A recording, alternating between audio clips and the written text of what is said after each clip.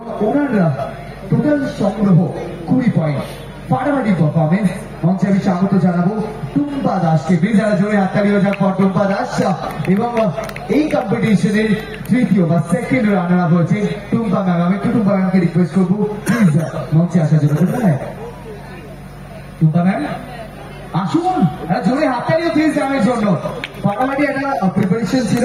উনি বানিয়েছিলেন শাহি চিকেন মশালা এবং চিকেনটা উনি পুরো লেখেননি, তাই জন্য আমরা পুরো প্রাইজ দেবো না। টুম্পা দাস একটা অসাধারণ পারফরমেন্স এবং উনি হয়ে গেছেন শাহি কুকিং কম্পিটিশনের সেকেন্ড রানার আপ, অর্থাৎ তৃতীয়। পাঠিয়ে দিয়েছে। এটা জোরে হাততালিও প্লিজ সেকেন্ড রানার আপের জন্য। ম্যামকে আমি রিকোয়েস্ট করবো প্লিজ মঞ্চে আসার জন্য।